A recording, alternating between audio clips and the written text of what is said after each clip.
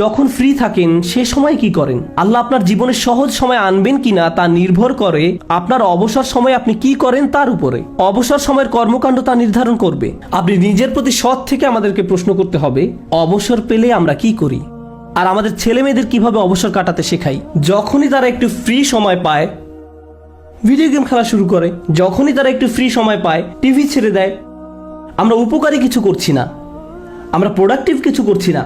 একটু সময় পেলে আমরা স্বার্থপর বিনোদনে ব্যস্ত হয়ে পড়ি, স্বার্থপর ভোগবিলাসে যুক্ত হয়ে পড়ি।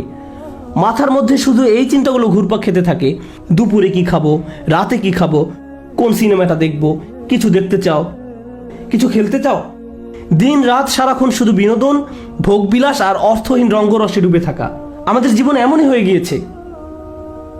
কিভাবে এটা ফানসাব? এটা ফানসাব নয়, আল্লাহর এই নির্দেশে ফাইজা ফারাগতা ফানসাব। কোনো ব্যক্তি যদি এভাবে আমোদ প্রমোদের মাঝে নিজেকে হারিয়ে ফেলে তখন কি হবে জানেন? এগুলো তার জীবনকে আরো কঠিন করে তুলবে।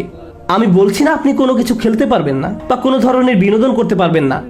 আমি জানি এটা গ্রীষ্মের সময়, স্কুল ছুটির কারণে বাচ্চারা এখন খেলাধুলা করতে চায়, এটা ঠিক আছে, কিন্তু তাদেরকে একই সাথে শেখাতে হবে কিভাবে সময়ের উত্তম ব্যবহার করতে হয়। তারা এটা শিখতে পারবে না যদি তারা আপনার কাছ থেকে না শেখে। আমরা যদি অবসর সময় পেলেই অপচয় করা শুরু করি, অর্থহীন কাজে নষ্ট করে ফেলি, উপকারী কোনো কাজে সময় ব্যয় না করি, তাহলে তারাও এই অভ্যাস আমাদের কাছ থেকে আয়ত্ত করবে।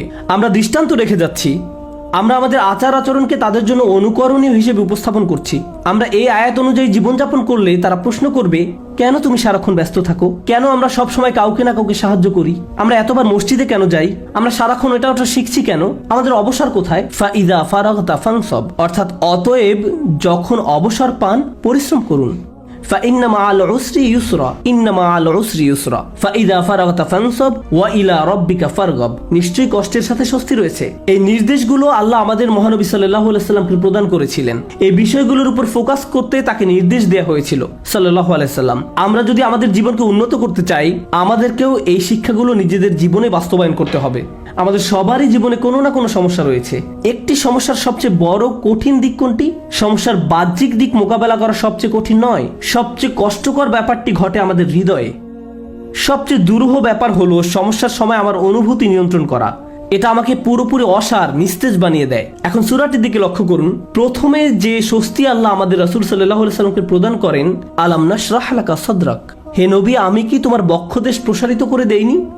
আমি তোমাকে প্রশান্তি দান করেছি। এখন মানুষ যখন শুনতে পায় আল্লাহ সুবহানাহু ওয়া তাআলা মহানবী সাল্লাল্লাহু আলাইহি সাল্লামকে মানসিক প্রশান্তি দান করেছেন, একজন মানুষের জন্য সম্ভাব্য সবচেয়ে যাতনাদায়ক সময়েও তিনি মানসিক দিক থেকে প্রশান্তিতে ছিলেন। ফাইদা ফারাগতা ফানসাব ওয়া ইলা রাব্বিকা ফারগাব।